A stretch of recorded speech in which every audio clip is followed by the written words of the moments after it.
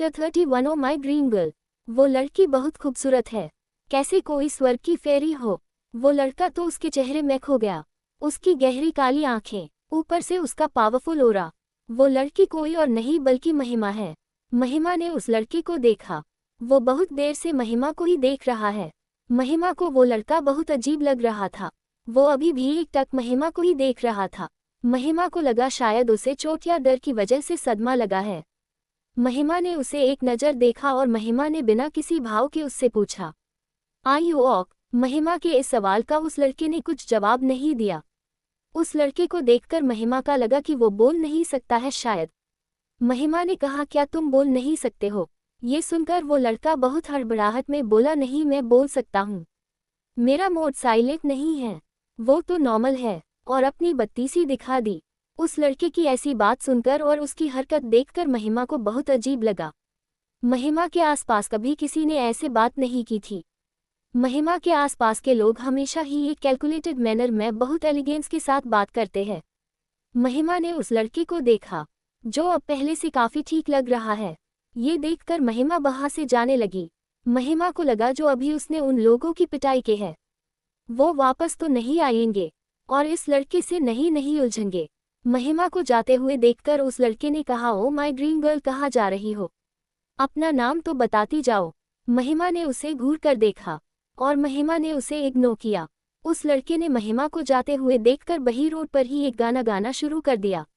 ओए, ये कैसी दूरी है, कैसी मजबूरी है, दो पंछी पर जाए प्यार में तो मिलना जरूरी है। ओ ओए हाय, सुन ले ओ बेदर्दी, तूने तो हद कर दी। अरे कब तक चलते रहेंगे तेरे वादे ये फर्जी, हो तेरी फोटो लेके हाथ में।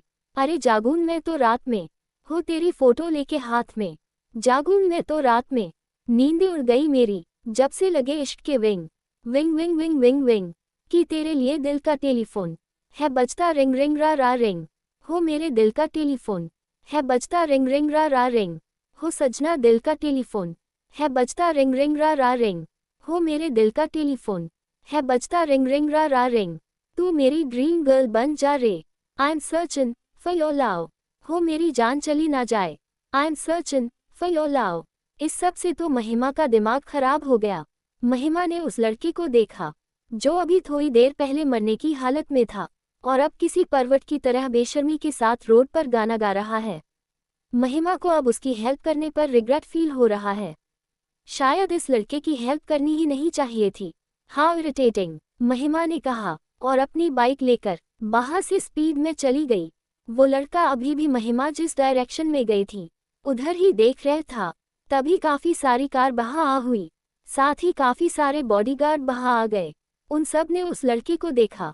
उन बॉडीगार्ड में से सबसे सीनियर बॉडीगार्ड उस लड़के के सामने जाकर बोला, यंग मास्टर आप कहाँ चले गए थे? हम सबको आपकी टेंशन हो गई थी। अगर आपको कुछ ही जाता तो और आपकी दादी को इस बारे में पता चला तो वो हमें छोड़ेंगी नहीं। तभी उस लड़के ने कहा, मैं रेहान सिन्हा हूँ, किसी में इतना दम नहीं कि वो रेहान सिन्हा को हाथ लगा सके। रेहान सिन्हा 23 साल का एक नौजवान लड़का है, जो देखने में काफी हैंडसम है, साथ ही एक नंबर का पनौती है। ये कर्नाटक की रूलिंग पार्टी की प्रेसिडेंट का पोता है, जो कि हमेशा किसी न किसी से बेवजह पंगे लेता रहता है।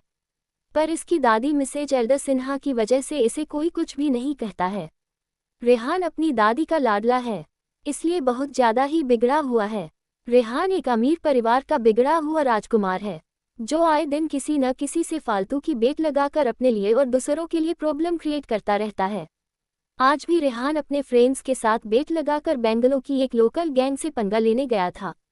इसके लिए उसने पहले अपने बॉडीगार्ड को मिसगाइड किया और गैंग के अड्डे पर जाने के लिए निकल गया।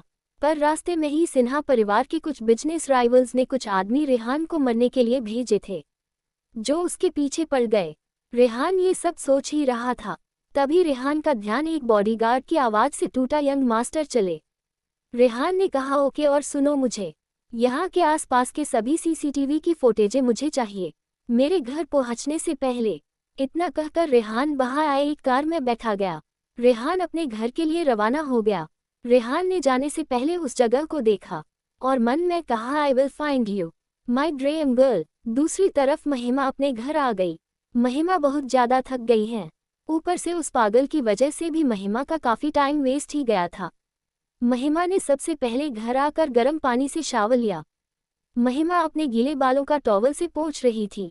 तभी उसने ध्यान उसके बैग के पास में रखी कुछ कपड़ों पर गया, जो शायद महिमा के घर का क्लीनिंग स्टाफ रख कर गया होगा, जिसमें एक वाइट रुमाल था। महिमा ने रुमाल को उठकर देखा। रुमाल का फैब्रिक बहुत ही सॉफ्ट है। महिमा ने रुमाल को अच्छे से देखा। ये उसका नहीं है। तभी महिमा को याद आया, ये रुमाल किसी और का नहीं बल्कि ध्रुव का है।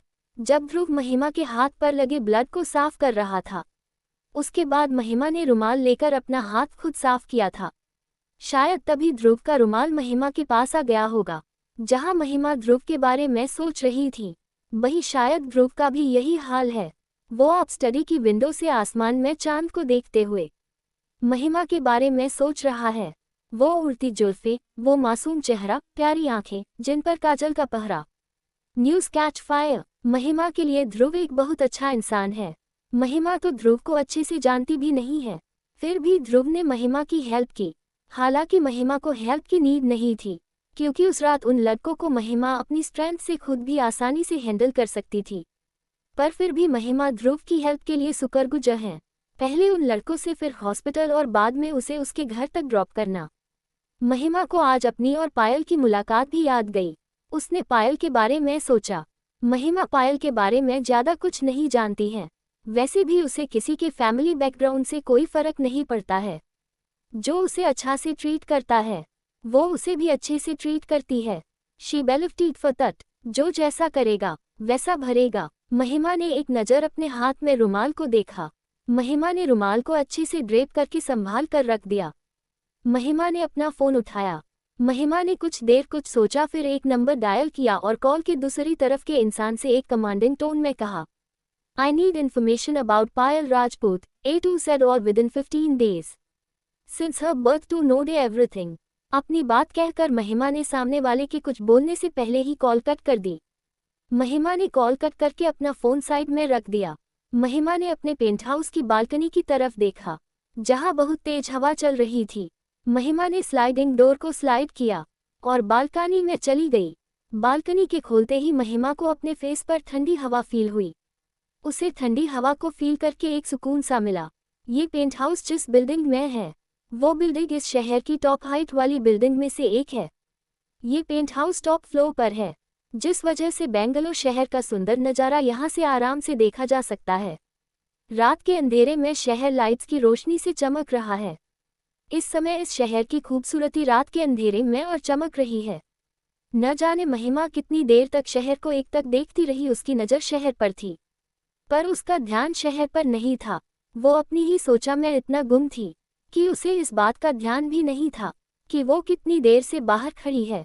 जब उसे रात में बहती ठंडी हवा की वजह से थोड़ी ठंडक का एहसास हुआ, तब उसे होश आया। अगर वो थोड़ी देर और बाहर रहती तो उसे पक्का ठंड लग जाती। महिमा ने टाइम देखा। उसे यहाँ बहुत टाइम हो गया था। कल उसे कॉलेज भी जाना है। ये सोचकर महिमा सोने के लिए चली गई। आज का दिन वैसे भी महिमा के लिए काफ़ी बिजी और टफ रहा था, इसलिए उसे बेड पर जाते ही गहरी नींद आ गई। दूसरी तरफ रेहान की नींद उड़ी हुई थी। उसके घर आते ही उसकी दादी ने तो कुछ नहीं कहा, पर रेहान के पिता ने उसकी अच्छी सी क्लास ली, जिसका रेहान पर कुछ फर्क नहीं पड़ा, क्योंकि उसका ध्यान अपने पिता की बातों पर था। रेहान का ध्यान तो महिमा का ढूंढने की प्लानिंग पर था।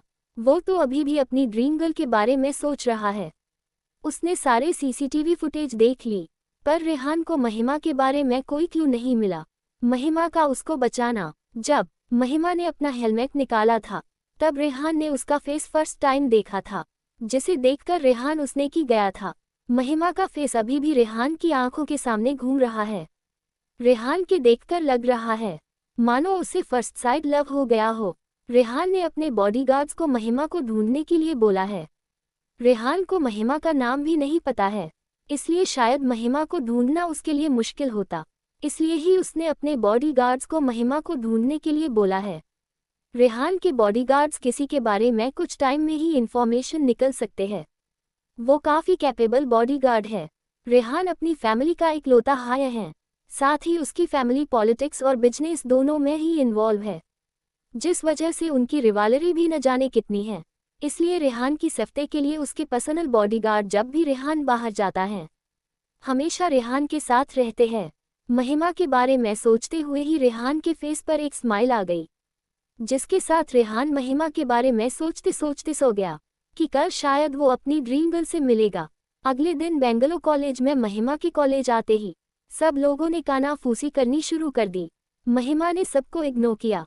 महिमा कल कॉलेज नहीं आई थी, इसलिए महिमा को नहीं पता कि उसके और अनामिका के बीच लगी बेट की न्यूज पूरे कॉलेज में आग की तरह फैल गई है। सभी स्टूडेंट्स को इस बारे में पता चल चुका है। जब से महिमा ने कॉलेज में एंट्री की है सब उसे मुड़ मुड़ के देख रहे हैं। महिमा कॉलेज के फर्स्ट डे से ही कॉलेज में फेमस हो गई थी, जिस वजह से ज़्यादातर स्टूडेंट्स महिमा को पहचानते हैं। अगर किसी ने महिमा को नहीं देखा तो उसके लुक्स के बारे में सुनकर भी कोई उसे आसानी से पहचान लेगा। महिमा कॉलेज में अपने लुक्स की वजह से भी जानी जाती है, पर महिमा को इस सब के बारे में कुछ नहीं पता। वो कॉलेज के गॉसिप से भी बहुत दूर है। बेंगलो यूनिवर्सिटी में अनामिका के बारे में सभी जानते हैं कि अनामिका कितनी कैपेबल है, महिमा कितनी भी कैपेबल है, पर उसे कॉलेज ज्वाइन किए हुए कुछ टाइम ही हुआ है। सबको लगा रहा है कि महिमा को अनामिका से ऐसी बेट नहीं लगनी चाहिए थी, पर कुछ बच्चों का मानना था कि शायद अनामिका ने भी महिमा की फैमिली को बीच में लाकर अपनी लिमिट क्रॉस कर दी थी, इसलिए महिमा का ऐसा करना सही है।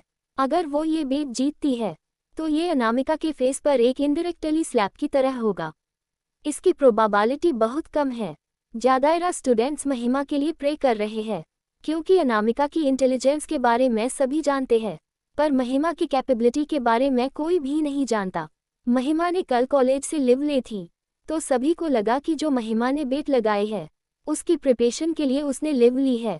अनामिका को भी यही लगा। अनामिका को इस बात की ज़्यादा टेंशन नहीं है, ये बेट कौन जीतेगा ये तो आगे ही पता चलेगा। Show who I am. Anamika हमेशा से ही एक स्कॉलर रही है। अनामिका का मानना है कि महिमा कितनी भी इंटेलिजेंट क्यों ना हो, वो इन एग्जाम्स में तो अनामिका को किसी भी कीमत पर कम्पीट नहीं कर सकती है। शायद महिमा ने जोश जोश में बिना सोचे समझे बस गुस्से में बेट लगा ली है। महिमा ने लास्ट 2 मंथ की कोई क्लास अटेंड नहीं की। अनामिका के पास लास्ट 2 मंथ की क्लास की स्टडी का भी एक प्लस पॉइंट है। इस कॉलेज के प्रोफेसर और उनका स्टडी मटेरियल और यूनिवर्सिटी के मुकाबले के बहुत ही अच्छा है। जहां लास्ट 2 मंथ ज़्यादातर बाकी बच्चे एंजॉय कर रहे थे, वहां अनामिका ने लास्ट 2 मंथ में भी काफ़ी अच्छे से स्टडी की थी। अनामिका अपने आप को प्रूव करने का कोई मौका छोड़ना चाहती है, इसलिए अनामिका अभी भी लाइब्रेरी में स्टडी कर रही थी। जब से अनामिका ने महिमा से बेट लगाई है तब से अनामिका अपनी स्टडी पर बहुत फोकस कर रही है। भले ही महिमा की जीतने की प्रोबेबिलिटी बहुत कम है, अनामिका रिस्क नहीं लेना चाहती है। अनामिका एक स्कॉलर है जिसके बारे में शायद महिमा को पता भी नहीं है। एक तरफ अनामिका को ये भी लगा रहा है कि अगर महिमा ने बेट लगाई है तो कुछ सोच समझ कर ही लगाई है, तो पक्का वो बहुत मेहनत कर रही होगी पढ़ाई में उसे हराने के लिए। अनामिका एक बड़े परिवार से आती है, जिस कारण अनामिका बहुत ही प्राउडी लड़की है। जब बात अनामिका के ईगो पर ही तो वो कुछ नहीं देखती, अब तो बात उसके ईगो के साथ साथ सेल्फ रिस्पेक्ट की भी है। अनामिका ने महिमा को प्रोवोक किया, जिस वजह से महिमा ने अनामिका को सबके सामने चैलेंज किया। साथ ही अनामिका ने भी सबके सामने ही महिमा बेट एक्सेप्ट की है। पहले अनामिका सिर्फ महिमा को अंश से अच्छे से बात न करने के लिए सबक सिखाना चाहती थी। अनामिका को महिमा का अंश से ऐसे बात करना बिल्कुल भी अच्छा नहीं लगा था। अंश ने महिमा को हेल्प ऑफर की और महिमा ने क्या किया, अंश को बुरी तरह से मना कर दिया। महिमा के मना करने में महिमा की भी कोई गलती नहीं है। महिमा को अजनबी लोगों से बात करना पसंद नहीं है। अंश महिमा के लिए बिल्कुल अनजान है, पर ये बात अनामिका नहीं जानती है।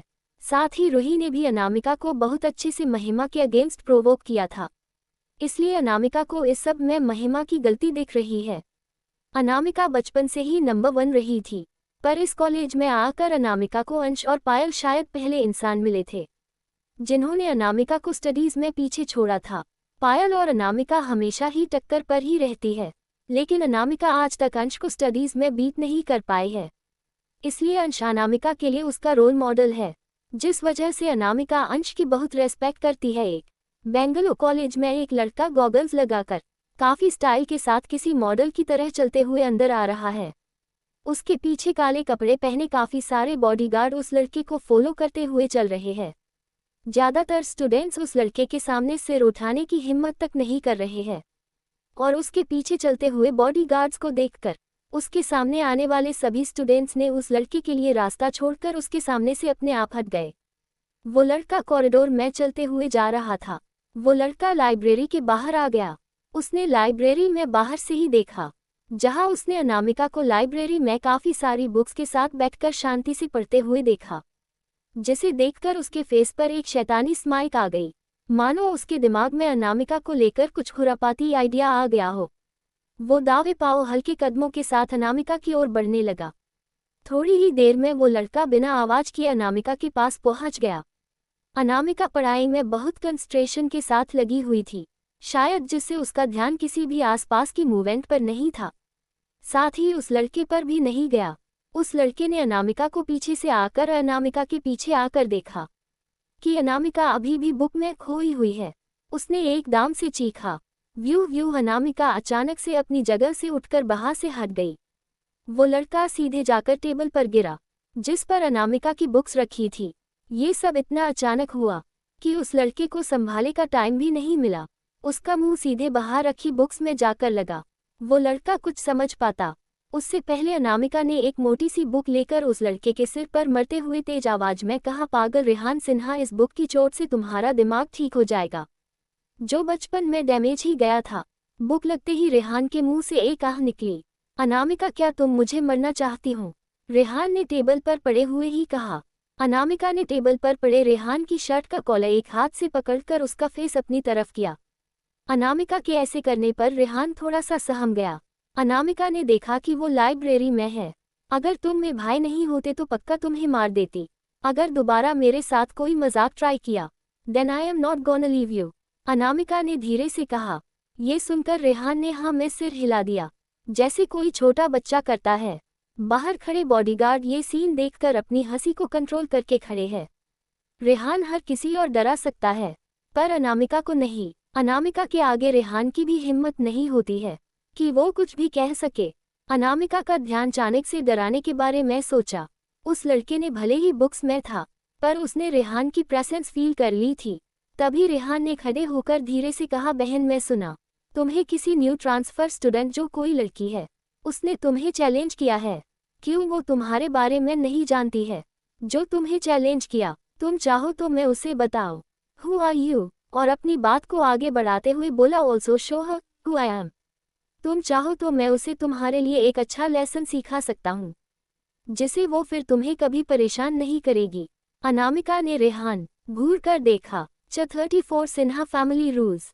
अनामिका रेहान को घूर कर देखते हुए कहती है, निकलो इसे अभी के अभी। रेहान ने जब अनामिका को गुस्से में देखा तो रेहान ने अपनी बत्तीसी दिखा दी।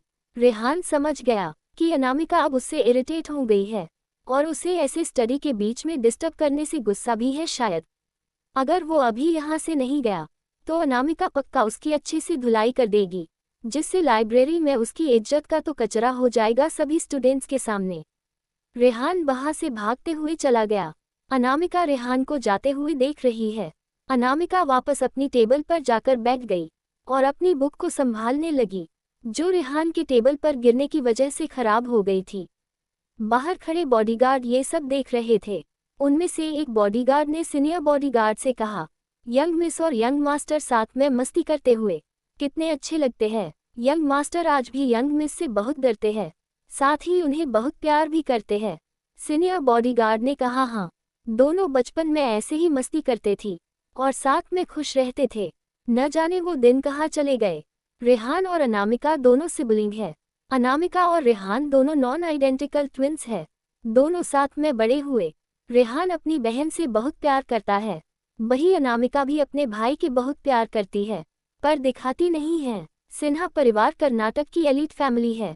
बिजनेस और पॉलिटिक्स दोनों में ही इन्वॉल्वमेंट होने के कारण सिन्हा परिवार का रुतबा भी बहुत है। फिर भी सिन्हा परिवार थोड़े पुराने ख्यालात वाला परिवार है, जो कई सदियों से सिन्हा परिवार के एल्डर द्वारा बनाए गए कुछ रूल्स के अकॉर्डिंग ही अपने हायर को चूज कर है। सिन्हा परिवार के रूल्स के अकॉर्डिंग उनका हायर सिर्फ एक लड़का हो सकता है। ये बात अनामिका को बिल्कुल भी पसंद नहीं है। अनामिका बचपन से ही काफ़ी कैपेबल और इंटेलिजेंट है, फिर भी सिन्हा परिवार में बचपन से ही रेहान को ज़्यादा इम्पोर्टेंस दी गई। चाहे वो उसकी दादी हो या उसकी मोम, अनामिका की फैमिली में उसके डैड ही है जो हमेशा उसे सपोर्ट करते हैं। इन्हीं सब रीजन की वजह से ही कहीं न कहीं अनामिका और रेहान के रिश्ते में बहुत दूरी आ गई। सिन्हा परिवार में जब तक किसी को इस बात का एहसास होता तब तक बहुत देर हो चुकी थी। अनामिका अपनी फैमिली से काफ़ी दूर हो चुकी थी। अब अनामिका अपने दम पर कुछ करना चाहती है। इसके लिए अनामिका बहुत हार्डवर्क करती है। अनामिका की आइडेंटिटी भी बहुत कम लोग जानते हैं, पर सिर्फ उसके पिता के नाम से, न कि उसकी सिन्हा फैमिली का नाम से। इस कॉलेज में रेहान और अनामिका दोनों ही एक परिवार से आते हैं। ये बात भी बहुत कम लोगों को पता है। जहां रेहान को सिन्हा परिवार के फ्यूचर हाई के रूप में जाना जाता है, वही अनामिका को सिर्फ उसकी और कुछ स्टूडेंट्स उसके पिता की आइडेंटिटी से जानते हैं। अनामिका के डैड ने हमेशा उसे सपोर्ट किया है, जिस कारण अनामिका को अपनी डैड की आइडेंटिटी किसी को बताने से कोई प्रॉब्लम नहीं है। इसलिए अनामिका खुद को हमेशा प्रूव करने के लिए मेहनत करती है। जहां इस सब में रेहान की भी कोई गलती नहीं है। इन सब रीजन से ही अनामिका और रेहान बहुत दूर हो गए हैं। अनामिका और रेहान की बातचीत भी न के बराबर है। अनामिका ज़्यादातर अपनी स्टडीज़ में बिजी रहती है, जिस कारण वो एंजॉय करना, फ्रेंड्स के मस्ती करना, सब कुछ अवॉइड करती है। रेहान हमेशा अनामिका को परेशान करता रहता है। रेहान के पास अनामिका से बात करने का यही तरीका बचा है। उसकी बहन शायद कुछ पुराने फैमिली रूल्स की वजह से उससे दूर हो गई। रेहान को सिन्हा परिवार का फ्यूचर हायर बनने में कोई इंटरेस्ट नहीं है। रेहान को न चाहते हुए भी कुछ नहीं करता। इस सब के बारे में रेहान कुछ भी करने के लिए कैपेबल नहीं है। रेहान ने लाइब्रेरी से बाहर आकर अपने बॉडीगार्ड का वहीं रुकने का बोला और अपनी क्लास की ओर चल दिया। अभी मॉर्निंग का ही टाइम है। अभी क्लासेज स्टार्ट होने में टाइम था। आज की क्लासेस थोड़ा लेट शुरू होंगी। अनामिका ने उस तरफ देखा जहां से रेहान गया था, जो अब वहां से जा चुका था। दोनों ट्विंस है, फिर भी जहां अनामिका एक सेंसिबल इंसान है, वही रेहान एक विद्रोही इंसान है जो सिर्फ अपने मन की करता है। अनामिका ने रेहान के जाने पर एक ठंडी सांस ली। अनामिका रेहान के बारे में ज़्यादा न सोचते हुए अपनी स्टडी में दोबारा लग गई। वैसे भी अनामिका को प्रॉब्लम रेहान से नहीं बल्कि फैमिली रूल्स से है। वो भी जानती है कि इस सब में रेहान की कोई गलती नहीं है। महिमा अपनी क्लास में बैठकर अपना काम कर रही थी, शायद कुछ नोट्स बना रही है। ज़्यादातर स्टूडेंट्स उसे दूर से ही देख रहे थे। किसी की भी उससे बोलने या बात करने की हिम्मत नहीं थी। पायल अभी क्लास में नहीं आए हैं, इसलिए महिमा अकेली ही बैठी है। उसका पूरा ध्यान अपने नोट्स मेकिंग पर है। तभी प्रिंसिपल ऑफिस के पियोन ने क्लास में आकर पूछा, महिमा नारायण कौन है? एक स्टूडेंट ने महिमा की ओर इशारा कर दिया। स्टूडेंट के बताने पर पियोन ने महिमा के पास आकर महिमा को बताया कि महिमा से मिलने कोई आया है, इसलिए उसे ऑफिस उनसे मिलने बुलाया है। महिमा ये सुनकर प्रिंसिपल ऑफिस के लिए चली गई। महिमा जैसे ही क्लास से निकलती है, उसके कुछ देर बाद ही रेहान ने क्लास में एक स्वैग के साथ एंट्री की। महिमा कॉरिडोर से होते हुए प्रिंसिपल ऑफिस में पहुंची। वहां महिमा डोर पर नॉक करती उससे पहले ही किसी ने उसे अंदर आने को बोला। महिमा को ये आवाज़ कुछ जानी पहचानी लगी। महिमा को अजीब लग उससे यहाँ कौन मिलने आया होगा। बेंगलुरु शहर में उसे कोई नहीं जानता, और जो जानते हैं उन्हें ये नहीं पता कि महिमा बेंगलुरु में है। महिमा ने अंदर जाकर देखा तो एक आदमी खड़ा था, उसकी तरफ पीठ करके। महिमा के सामने उसकी पीठ थी, फिर भी महिमा ने उसे पहचान लिया।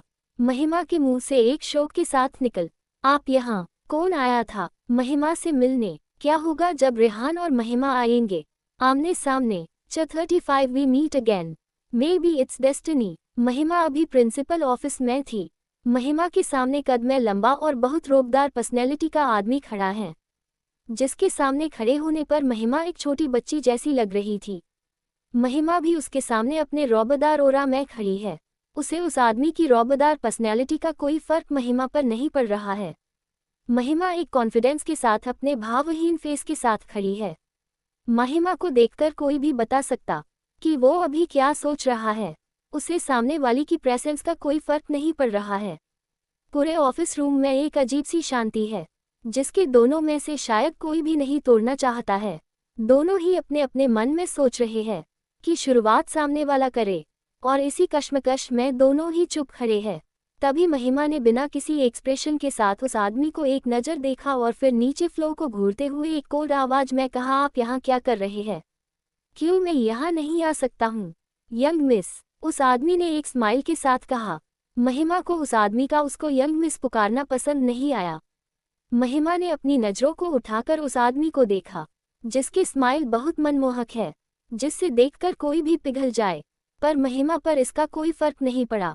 आप मुझे मेरे नाम से बुला सकते हैं, मैं यंग मिस आपके लिए नहीं हूँ, महिमा ने कहा। ये सुनकर उस आदमी ने महिमा को देखा। महिमा के फेस पर कोई भाव नहीं है। उसने आगे बढ़कर महिमा के पास जाकर महिमा के सिर पर हाथ रखकर कहा, ओ कि महिमा कैसी हो, बहुत टाइम के बाद देख रहा मैं तुम्हें हूँ, काफी बदल गई हो तुम पहले से। महिमा को उस आदमी की ये बात समझ नहीं, इसलिए महिमा ने पूछा, आपका मतलब क्या है? मुझे आपकी बात समझ नहीं आई। उस आदमी ने कहा, कुछ नहीं, मैं बेंगलुरु अपने कुछ पर्सनल काम से आया था, तो सोचा तुमसे भी मिलता चलूं, बस इसलिए तुमसे मिलने आ गया। तुम्हें बहुत टाइम के बाद देखा है, इसलिए मुझे ऐसा लग रहा है। इस बारे में ज़्यादा मत सोचो। वैसे तुम्हारी कॉलेज लाइफ कैसी चल रही है? ये कॉलेज कैसा लगा तुम्हें? महिमा को समझा आ गया कि वो बात बदलने का ट्राई कर रहे हैं। महिमा ने भी कुछ नहीं कहा और उस आदमी को रिप्लाई में बस ओके कहा। महिमा ने इतने सारे सवालों का बस इतना सा रिप्लाई दिया। शायद उस आदमी को भी महिमा के शार्ट रिप्लाई को आदत है। महिमा को देखते टाइम उस आदमी की आंखों में बहुत सारा प्यार है। ठीक है, उस आदमी ने कहा। महिमा और उस आदमी ने थोड़ी और देर बात की, जिसमें से ज़्यादातर बातें उस आदमी ने ही की। महिमा बस उसे सुन रही थी और बीच बीच में उस आदमी को रिप्लाई कर रही थी। महिमा की क्लास का भी टाइम होने वाला था, इसलिए वो उस आदमी से बाय कहकर चली गई। महिमा को जाते हुए वो आदमी अपनी गहरी नीली आंखों से देख रहा था। जब तक महिमा ऑफिस से बाहर नहीं चली गई, वो आदमी उसे ही पीछे से देखता रहा। उसका ध्यान पीछे से आए एक लड़की की आवाज़ से टूटा, जो अभी ऑफिस के रेस्टरूम से बाहर आई थी। सर, क्या हम देहरादून वापस चले अब? उस आदमी ने कुछ नहीं कहा। दूसरी तरफ महिमा की कॉल्स में रेहान को देखते ही उसके फ्रेंड्स बहुत खुश हो गए और बाकी स्टूडेंट्स ने अपना सिर पकड़ लिया और लड़कियां रेहान को आहें भरते हुए देख रही थी। रेहान देखने में बहुत हैंडसम है, साथ ही एक पावरफुल फैमिली बैकग्राउंड से भी आता है। रेहान ने किसी पर ध्यान नहीं दिया, सीधा अपने फ्रेंड्स के पास पहुंच। रेहान की क्लास में कुछ ही फ्रेंड्स हैं। रेहान की इमेज एक शैतान बच्चे की है, जो बेवजह प्रॉब्लम क्रिएट करता है, पर उससे उलझने की किसी में हिम्मत नहीं है। कुछ उसका बैकग्राउंड और साथ ही रेहान भी बहुत स्ट्रोंग है। उसके फ्रेंड्स ने उसे महिमा के बारे में सब कुछ बताया कि पहले ही दिन वो कैफेटेरिया में रेहान की रिजर्व टेबल पर बैठ गई और साथ अनामिका से बेट लगाने वाली भी वही है। साथ ही उसके फ्रेंड्स महिमा के लुक्स की भी तारीफ करना नहीं भूले। रेहान ने उस पर ध्यान नहीं दिया। उसे तो उसकी ड्रीम गर्ल मिल गई है, उससे ब्यूटीफुल तो कोई भी नहीं हो सका है, रेहान ने अपने मन में कहा और उसके फेस पर एक स्माइल आ गई, जिससे उसने जल्दी से अपने फ्रेंड्स से छुपा लिया। रेहान कॉलेज में अनामिका को छोड़कर सभी के साथ सीरियस ही रहता है। महिमा ने क्लास में आकर देखा, कोई उसकी सीट पर बैठा था। क्लास में ज़्यादातर स्टूडेंट्स आ चुके थे। महिमा ने देखा जो उसकी सीट पर बैठा है, उसने अपने फेस पर एक बुक से कवर कर रखा है, जिससे महिमा को उसका फेस नहीं देख रहा है। महिमा ने कहा, hey mister, you are setting on desk. उसने कोई रियली नहीं किया महिमा के क्वेश्चन का। ये देखकर महिमा ने उसकी फेस से बुक हटा दी। बुक हटते ही महिमा के सामने रेहान का फेस था और रेहान से सामने महिमा का खूबसूरत फेस था, जिससे देखकर रेहान शौक से खड़ा हो गया। रेहान महिमा को देखकर बहुत एक्साइटेड हो गया। रेहान महिमा को देखकर एक्साइटेड होकर बोला, he we meet again, maybe it's destiny, you don't think? Dream girl. ये सुनकर महिमा रेहान को घूर के देखने लगी। इडियट, महिमा ने बोला। महिमा अपना सामान उठाकर वहां से जाने लगी। सच में महिमा को इरिटेटिंग लोग बिल्कुल भी पसंद नहीं है। महिमा ऐसे लोगों को एक सेकंड भी बर्दाश्त नहीं कर सकती। और रेहान कितना इरिटेटिंग है, ये महिमा कल ही देख चुकी है। कल कुछ देर में ही रेहान की हरकतें देखकर ही महिमा का सिर दर्द करने लगा था।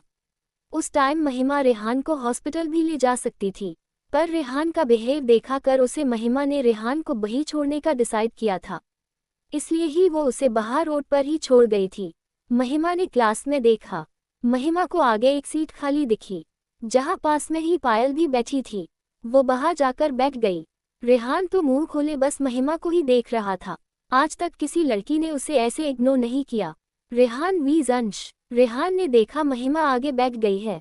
ये सब बहुत जल्दी हुआ। रेहान अभी भी अपनी जगह खड़े होकर महिमा को बैठे हुए पीछे से देख रहा है। रेहान के साथ साथ किसी को भी कुछ समझ ही नहीं आया कि क्या हुआ, महिमा ने क्या किया है। महिमा पीछे लास्ट डेस्क वहां से जाकर आगे बैठ गई। ये सब बहुत जल्दी हुआ, साथ ही ये सबकी सोच से उलट था। सबको लगा था कि रेहान महिमा को परेशान करेगा। वैसे रेहान किसी लड़की को परेशान नहीं करता है, लेकिन न चाहते हुए महिमा ने रेहान की रिजर्व टेबल पर बैठकर उसे इनडायरेक्टली चैलेंज कर दिया। महिमा फर्स्ट डे जिस टेबल पर कैंटीन में बैठ गई थी, वो रेहान और उसके ग्रुप के लोगों के लिए रिजर्व रहती है। ये रूल रेहान ने ही बनाया था। तब से जब से वो इस कॉलेज में पढ़ रहा है, तब से आज तक कोई भी उस टेबल पर नहीं बैठा है।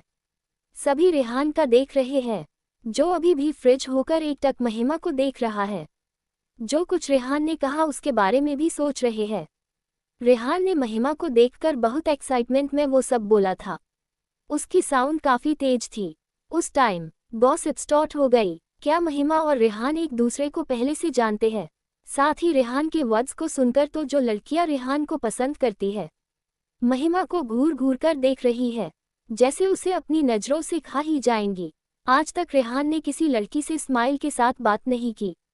वो सबसे एक एरोगेंस के साथ ही बात करता था, लेकिन आज महिमा को देखकर उसके फेस पर स्माइल थी।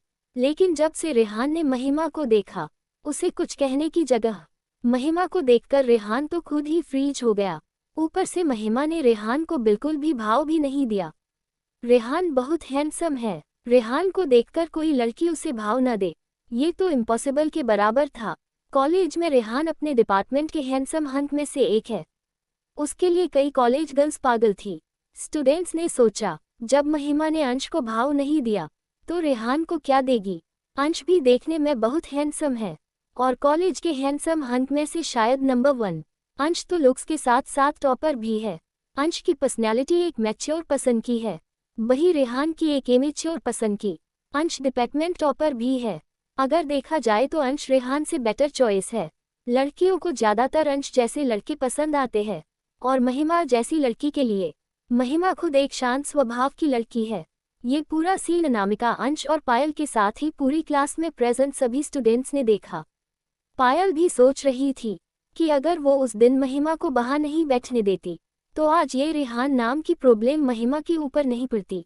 पायल महिमा के हेल्प करने जाने ही वाली थी, लेकिन जब उसने महिमा ने रेहान को देखकर जो कह उस सेंटेंस को सुना तो को अपने कानों पर बिलीव नहीं हुआ।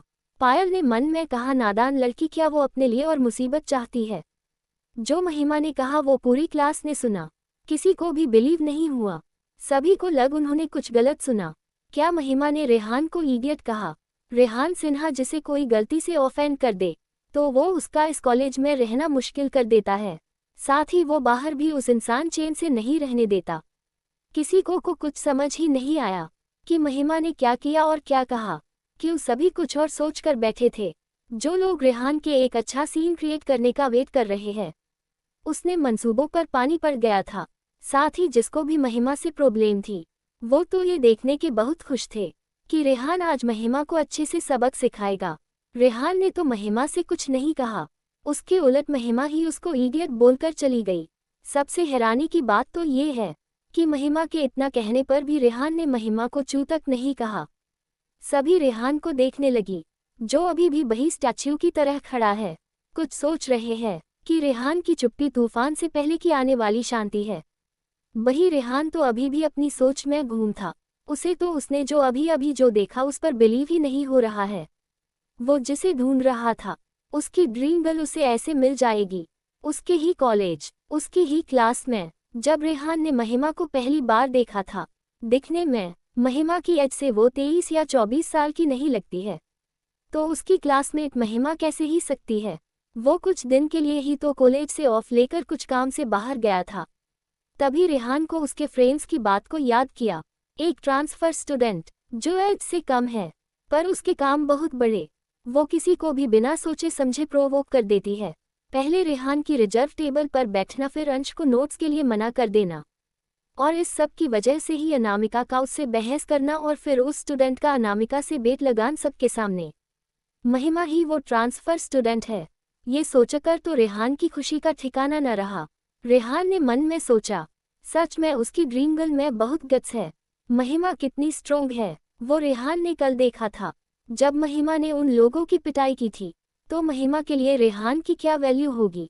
जब महिमा इतने सारे लोगों को देखकर भी थोड़ा भी नहीं डरी ना ही घबराई, तो और कुछ तो उसे डरा ही नहीं सकता। रेहान की तो हिम्मत भी नहीं है कि महिमा को कुछ कह सके। आखिर वो उसकी ड्रीम गर्ल है, साथ ही महिमा ने उसकी जान भी बचाई है। रेहान ने अपना बैग उठाया और आगे महिमा के पास जा पहुंचा। उसने देखा महिमा अपने काम में लगी हुई है। रेहान ने अपनी नजरें घुमा कर देखा, जहां पूरी क्लास का ध्यान उस पर है, वहां उसका पूरा ध्यान उसके काम पर है।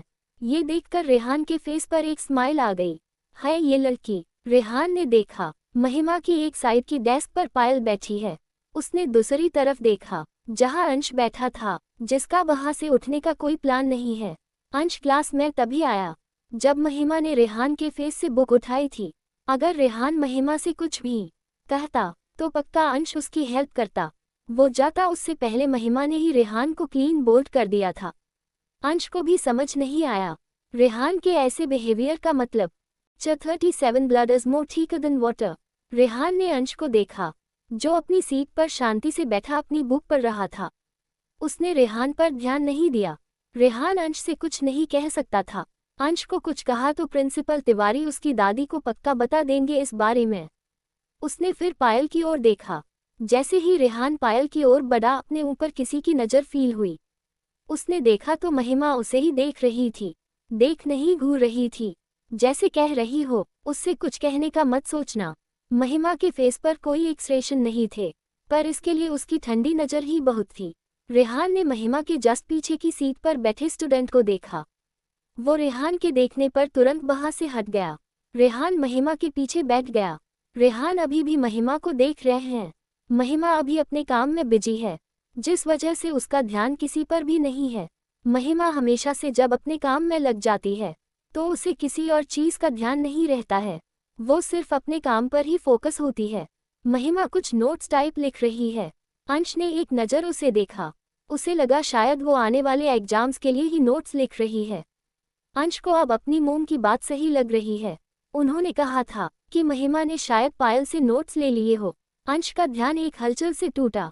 अंकुश सर क्लास में आ गए। उनके साथ प्रिंसिपल सर भी थे, जिन्हें देखकर रेहान और सभी स्टूडेंट्स चुपचाप होकर बैठ गए। साथ ही पूरी क्लास शांत होकर सीधे बैठ गई। तभी प्रिंसिपल सर ने सभी स्टूडेंट्स को देखते हुए कहा, जैसा कि आप सभी जानते हैं कि इस साल आपके एग्जाम्स टाइम से काफ़ी जल्दी हो रहे हैं, जिस कारण आप सभी को बहुत टेंशन और स्ट्रेस भी हो रहा होगा। इसलिए आज हमारी यूनिवर्सिटी ने सभी सीनियर स्टूडेंट्स के लिए आपके मेंटल स्ट्रेस को दूर करने के लिए एक सेमिनार रखा है, जिससे सभी सीनियर क्लास स्टूडेंट्स को अटेंड करना कंपल्सरी है। So don't miss it. Seminar थोड़ी ही देर में शुरू होगा। आप सभी ऑडिटोरियम रूम में सेमिनार अटेंड करने के लिए जाए। मिस्टर तिवारी ने रेहान को घूर कर देखा और कहा, मिस्टर रेहान सिन्हा, आप तो सेमिनार जरूर अटेंड करें। ये बोलकर मिस्टर तिवारी चले गए। रेहान ने मन में कहा, ये मिस्टर तिवारी को मेरे ड्रीम गर्ल के सामने ही ऐसे बोलना है, वो मेरे बारे में क्या सोचेगी। उसने महिमा को देखा, जो अभी भी अपने काम में लगी हुई है। उसे देखकर नहीं लग रहा है कि उसने कुछ भी सुना है। रेहान ने ये देखकर एक चैन की सांस ली। दूसरी तरफ ऑफिस रूम में उस लड़की ने कहा, सर आपको क्या लगता है, क्या यंग मिस को उनके और अनामिका मैडम के ब्लड रिलेशन के बारे में नहीं पता है? उनका और अनामिका मैम का खून का रिश्ता है, जहाँ दोनों के एक साथ होना चाहिए, वहाँ दोनों एक दूसरे को देखना भी नहीं चाहती है, और वो दोनों एक दूसरे से बेट लगाकर एक दूसरे को कम्पिट कर रही है। उस लड़की के बात को सुनकर उस आदमी ने कहा, दोनों का खून एक है तो जिद भी एक जैसी ही होगी ना। और रही बात इस बारे में जानने की, नहीं, उसे उसके और अनामिका के रिश्ते के बारे में कुछ नहीं पता है। महिमा को शायद ये भी नहीं पता होगा कि अनामिका सिन्हा परिवार की बेटी है। अगर महिमा को पता भी होता तो भी महिमा को कोई ज़्यादा फर्क नहीं पड़ता। वो वही करती जो उसके नारायण परिवार के लिए सही है। तभी उस आदमी ने बीच में एक स्टॉप लिया और आगे अपनी बात को जारी रखते हुए उस लड़की को मुड़ कर देखकर हुए कहा, मुझे आजकल क्यों लग रहा है कि तुम्हारा भरोसा तुम्हारी यंग मिस पर कम होता जा रहा है। क्यों तुम्हें महिमा के डिसीजन पर डाउट होने लगा है? नहीं नहीं सर, मुझे यंग मिस पर पूरा ट्रस्ट है। मैं उन पर ट्रस्ट न करने का सोच भी नहीं सकती हूँ। रही बात उनके डिसीजन पर डाउट की, उस बारे में तो सोच भी नहीं सकती। यंग मिस के डिसीजन हमेशा ही सही होते हैं। रही बात उन्हें फॉलो करने की, तो मैं हमेशा ही उन्हें बिना किसी क्वेश्चन के फॉलो करूंगी। मुझे बस उनकी बहुत चिंता है। इतनी कम एज में उन्हें ये सब संभालना पड़ रहा है। No, she is so strong but still she is so young. उन्होंने तो अपना बचपन भी ठीक नहीं देखा, उस लड़की ने कहा। उस आदमी ने मुस्कान के साथ कहा, क्या तुम्हें पता है, blood is more thicker than water, मतलब खून पानी से कई गुना गाढ़ा होता है। शायद उसे नहीं पता कि दोनों कहीं न कहीं इंडस्ट्री ही सही एक ही ब्लड शेयर करती है। महिमा और अनामिका दोनों का खून एक ही है। देखा जाए तो अनामिका के प्रोवोक करने पर महिमा ने एक 21 साल के बच्चे की तरह रिएक्ट किया, न कि नारायण परिवार की महिमा नारायण की तरह। महिमा नारायण जो अपनी एज से तो बहुत मैच्योर है, उसने जब ऐसा बचकाना डिसीजन लिया तो मुझे तो बिलीव ही नहीं हुआ। इसलिए मैं यहाँ महिमा से खुद मिलने आया। मैं भी जानना चाहता था कि वो कौन है जिसकी वजह से महिमा नारायण ने ऐसा बचकाना डिसीजन लिया और बच्चों की तरह बिहेव कर रही है। By the way, now she behaving like a child and it's good for her. अगर मुझे पता होता कि महिमा यहाँ अनामिका से टकरा जाएगी तो मैं उससे पहले ही बेंगलुरु भेज देता, उस आदमी ने कहा। पर सर, क्या अभी यंग मिस को इस सब के बारे में जानना सही होगा? और रेहान सर का क्या, अगर उन्होंने यंग मिस के लिए कोई प्रॉब्लम क्रिएट की तो? उस लड़की ने कहा। उस शैतान लड़के पर ध्यान मत दो, उसे महिमा आसानी से हैंडल कर लेगी। वैसे भी मैंने मिस्टर तिवारी को महिमा का ध्यान रखने के लिए बोला है। वो रेहान को महिमा से दूर ही रखेंगे, वो महिमा को कोई प्रॉब्लम नहीं होने देंगे।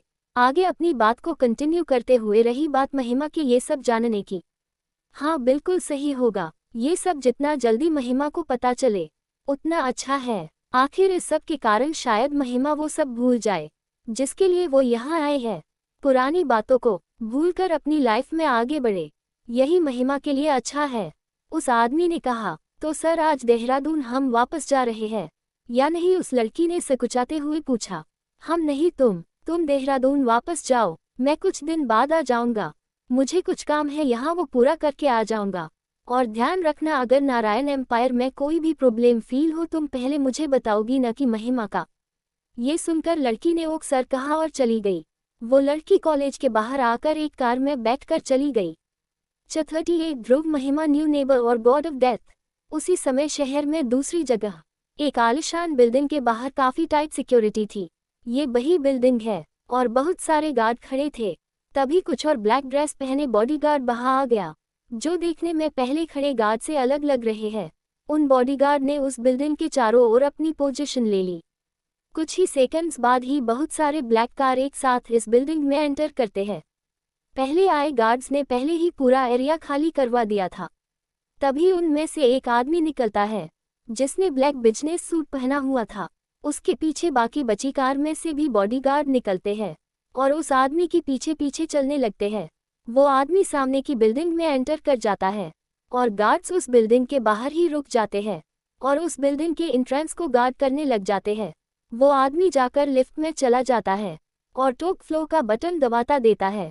वो आदमी लिफ्ट से उस बिल्डिंग के टॉप फ्लोर पर बने एक पेंट हाउस के बाहर आकर उसमें एंटर करता है। पेंट हाउस में एंटर करते ही वो अपना ब्लेजर निकाल कर फेंक देता है। उसके बाद अपनी शर्ट निकलते ही उसकी मस्कुलर बॉडी दिख रही है। उसकी बॉडी देखे में काफ़ी स्ट्रोंग है। उसकी बॉडी में उसके कमर में साइड से ब्लीडिंग ही रही है, जिससे उसकी शर्ट पूरी खून से लाल हो चुकी है। उसका फेस के भाव अभी भी बहुत सख्त है। उसके फेस पर दर्द का कोई भाव नहीं है। शर्ट के निकालते ही उसने अपनी बॉडी को देखा। उसकी कमर की एक साइड में काफ़ी बड़ा कट का निशान है, जैसे किसी शार्प चीज से कट लगा हो, जिसे बहुत सारा खून निकल रहा है। उसने अपना हाथ बढ़कर उसे चुना चाहा तो उसने देखा उसके हाथ में भी शायद एक छोटा कट है, जिसे खून निकल रहा है। तभी उस पेंट हाउस से कुछ 4 लोग एंटर हुए, जिनमें से एक ने व्हाइट कोट पहना हुआ है। शायद वो एक डॉक्टर है। उसने जैसे ही उस इंसान की बॉडी पर कमर के पास का कट देखा तो टाइम वेस्ट न करते हुए उसने तुरंत उस आदमी को सोफे पर बिठाया और उसकी ड्रेसिंग करनी स्टार्ट कर दी।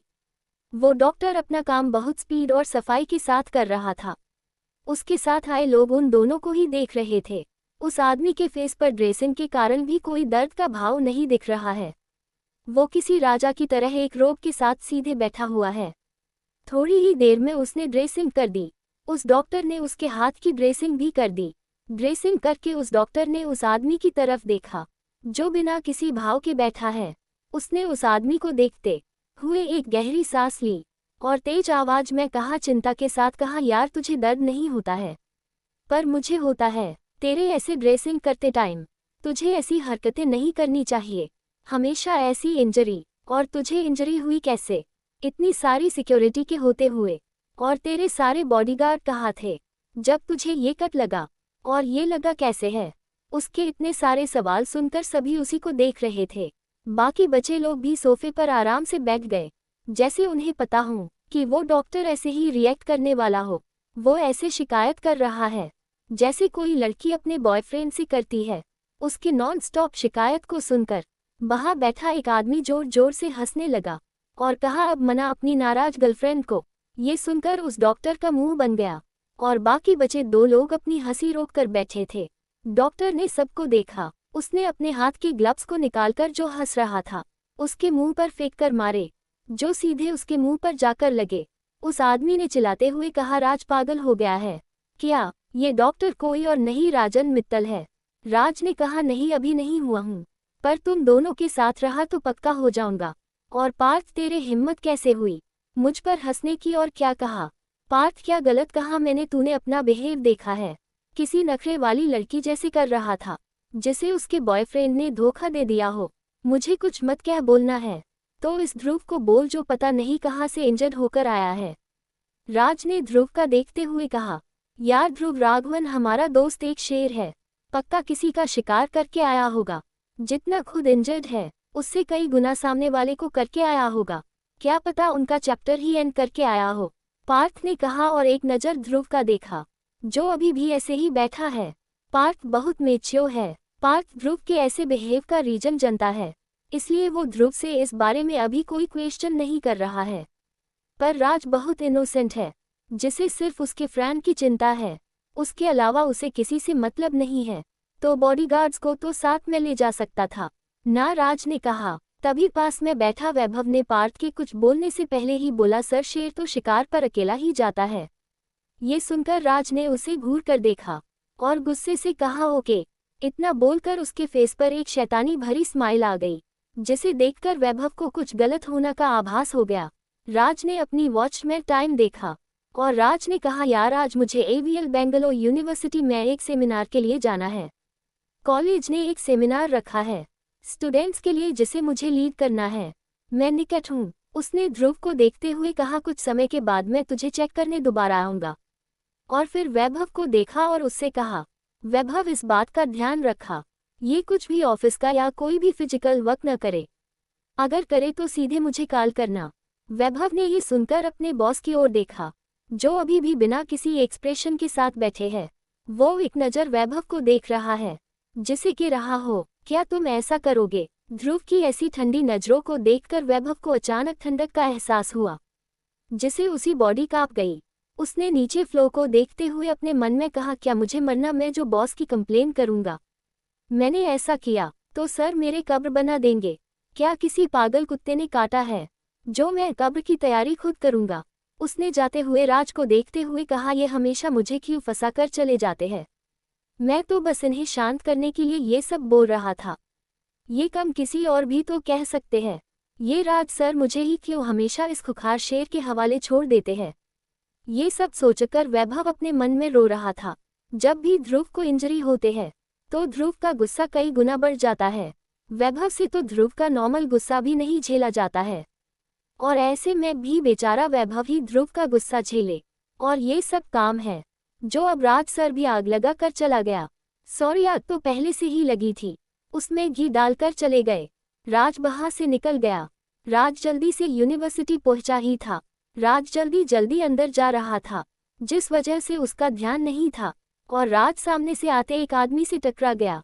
ये आदमी कोई और नहीं वही आदमी है जो आज महिमा से मिलने आया था।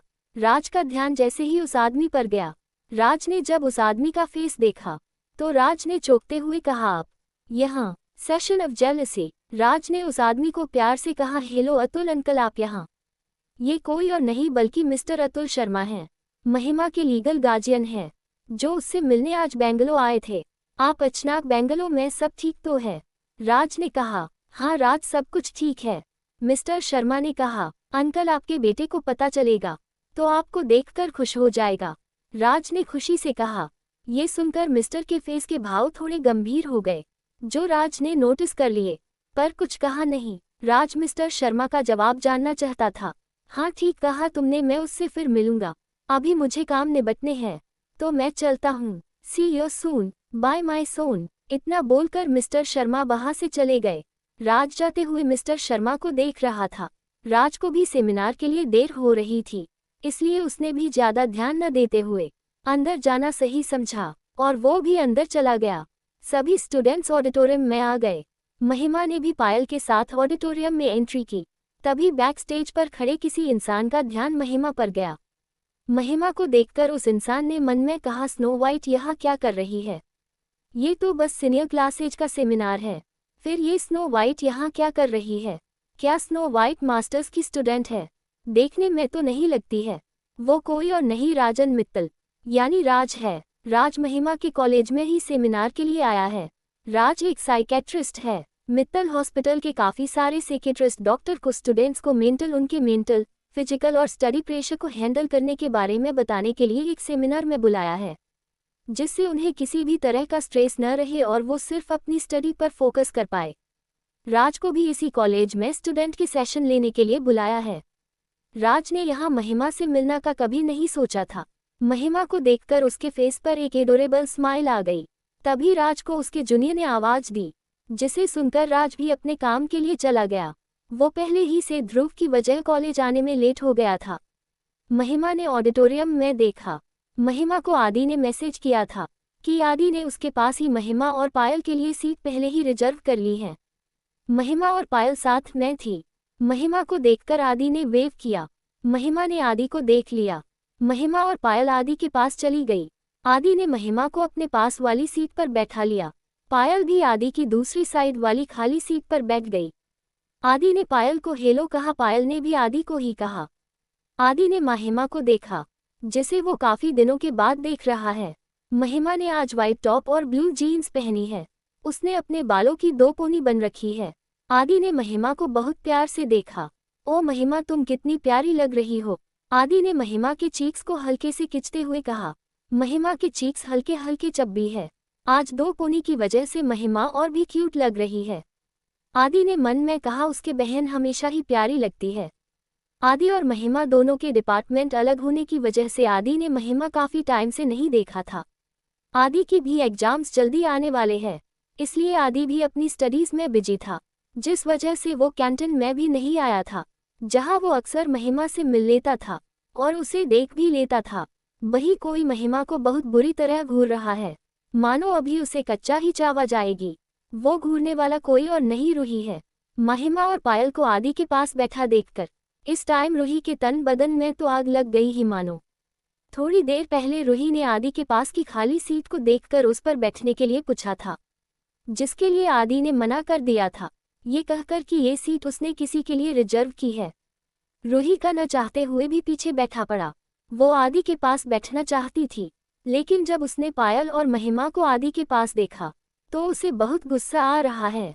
पायल को तो रूही वैसे भी पसंद नहीं करती है, और अब तो रूही के मन में पायल के लिए और भी ज्यादा नफरत बढ़ गई है।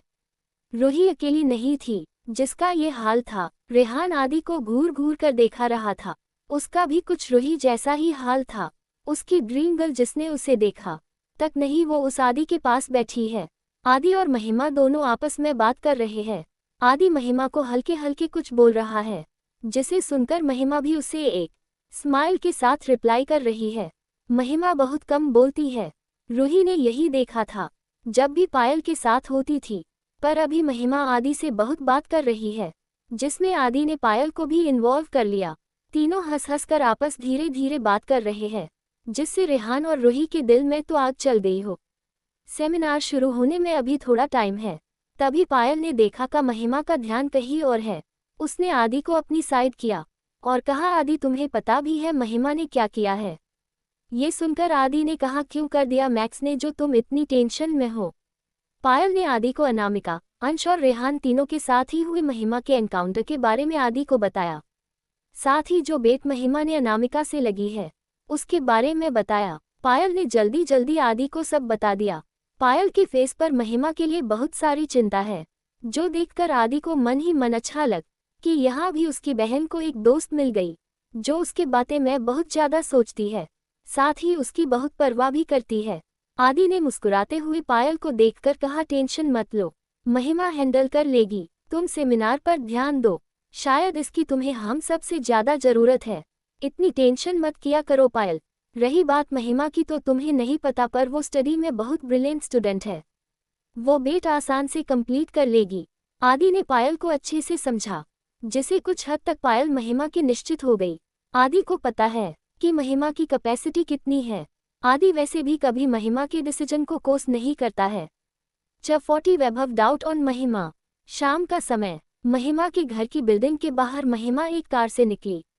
महिमा आज थोड़ी देर के लिए पारुल के घर गई थी। सेमिनार के बाद महिमा सीधा आदि के साथ वही चली गई थी। अभी काफी लेट गया, इसलिए उसे ड्रॉप करने के लिए आदि को पारुल ने भेजा था। महिमा आदि को बाय कहकर अपनी बिल्डिंग में चली गई। महिमा ने लिफ्ट में जाकर जैसे ही बटन प्रेस करने के लिए अपना हाथ बढ़ाया, तभी किसी और ने महिमा से पहले बटन प्रेस कर दिया। महिमा ने देखा उसने भी महिमा के ही फ्लो का बटन प्रेस किया है। महिमा ने उस आदमी को एक नज़र देखा, उसके हाथ में काफ़ी सारा सामान है और कुछ बैग्स भी थे। फिर भी उसने काफ़ी जल्दी फ्लो का बटन प्रेस किया था। उसने ऊपर से नीचे तक पूरे काले कपड़े पहने रखे हैं। महिमा के फ्लो पर सिर्फ 2 ही पेंट हाउस है, बाकी पूरे फ्लो पर एक काफ़ी बड़ा आर्टिफिशियल ग्रीन हाउस बना हुआ है, जिसे दोनों ही पेंट हाउस के मालिक उसे कर सकते हैं। वो ग्रीन हाउस पूरा अलग अलग वैरायटी के फ्लोज और प्लांट से भरा हुआ है और बाकी एरिया में भी ग्रीन प्लांटिंग की गई है। वो फ्लो नेचर को ध्यान में रखते हुए बनाया गया है। महिमा को भी प्लांटिंग और नेचर बहुत पसंद है, इसलिए भी महिमा ने यहाँ रहने का डिसाइड किया था। महिमा ने सोचा शायद ये उसका न्यू नेबर होगा जो उसके सामने वाले पेंट हाउस में रहने आया होगा, और ज़्यादा महिमा ने नहीं सोचा।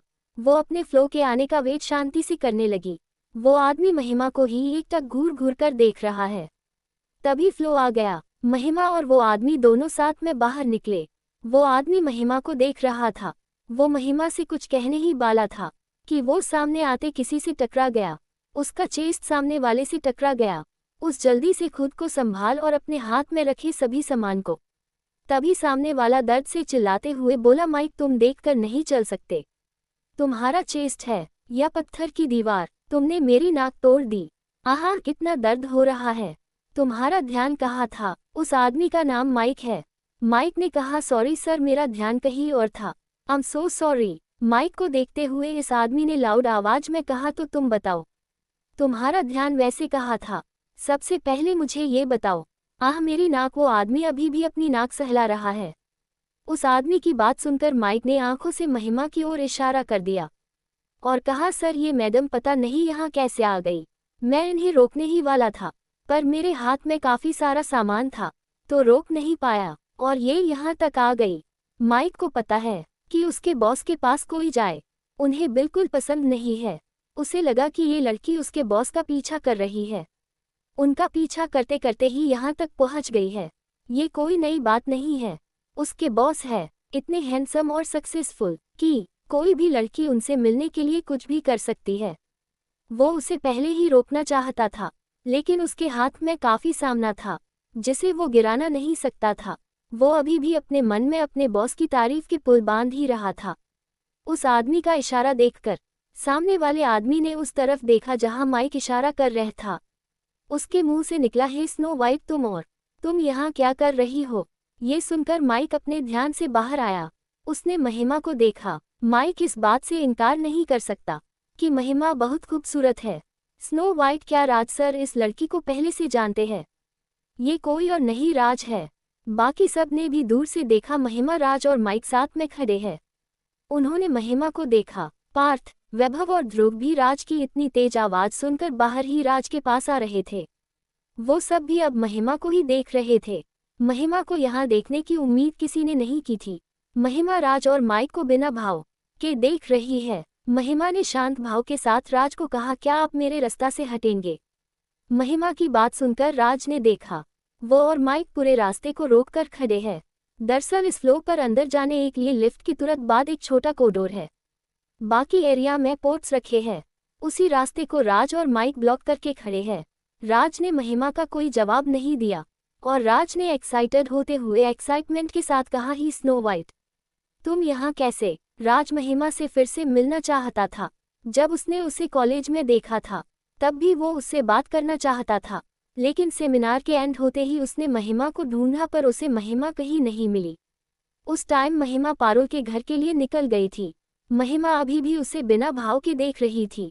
महिमा को ऐसे खुद को देखते हुए पाकर राज को लगा शायद वो महिमा को याद नहीं है। राज ने महिमा को देखते हुए कहा, मैक्स क्या तुम्हें मैं याद नहीं? हम कुछ मंथ पहले मिले थे। राज की फेस इस टाइम ऐसा हो गया है, अगर उसे महिमा ने नहीं पहचाना तो वो रो ही देगा मानो। तभी महिमा ने कहा, मुझे आप याद है मिस्टर राज? राज कुछ और बोलता उससे पहले पीछे से आते पार्थ ने सवाल किया। पार्थ ने गंभीर भाव के साथ महिमा को देखते हुए कहा, लेस दिन, लेकिन तुम यहाँ क्या कर रही हो और यहाँ कैसे आए? ध्रुव और वैभव भी वहाँ आ गए थे। ध्रुव एकटक महिमा को देख रहा है, वैभव भी महिमा को ही देखा रहा था। उसने मन में कहा, ये मिस फिर से, और ये यहाँ क्या कर रही है? महिमा ने पार्थ को देखा और कहा, मिस्टर पार्थ, अपने घर आने के लिए क्या मुझे किसी परमिशन लेनी होगी? राज ने कहा, तुम्हारा घर? तभी बीच में वैभव बहुत स्पीड में बोल पड़ा, आपका घर यहाँ कैसे हो सकता है? यहाँ तो सिर्फ 2 ही पेंट हाउस है, और एक ध्रुव सर का और दूसरा किसी नारायण फैमिली का है। वैभव ने ये पेंट हाउस ध्रुव के लिए काफ़ी सोच समझकर चूज किया था। इस एरिया में ये बेस्ट पेंट हाउस है। ध्रुव को शांति पसंद है, इसलिए वैभव दोनों ही पेंट हाउस बाय करने वाला था। ब्रोकर ने बताया था कि सामने वाला पेंट हाउस सेल के लिए नहीं है, लेकिन इसके ओनर वहाँ कभी नहीं आते हैं, इसलिए वैभव निश्चिंत हो गया। वैसे भी उसे इससे बेस्ट हाउस यहाँ नहीं मिलने वाला था। ये पेंट हाउस पॉश एरिया में है, साथ ही यहाँ रहने वाले लोगों की सिक्योरिटी और प्राइवेसी का भी ध्यान अच्छे से रखा जाता है, इसलिए वैभव ने ये पेंट हाउस सेलेक्ट किया था। वैसे भी यहाँ ध्रुव तभी आता है जब उसके किसी बाहर के इंसान नहीं मिलना होता है। इस पेंट हाउस के बारे में राज, पार्थ, ध्रुव और वैभव, साथ ही ध्रुव के कुछ खास लोगों को ही पता है। वो भी सिर्फ इमरजेंसी में यहाँ आ सकते हैं। आज ध्रुव इंजर्ड है, इसलिए यहाँ ये सब लोग हैं। वैभव ने महिमा को शक भरी नजरों से देखते हुए कहा। महिमा ने शांति से कहा, मेरा पूरा नाम महिमा नारायण है।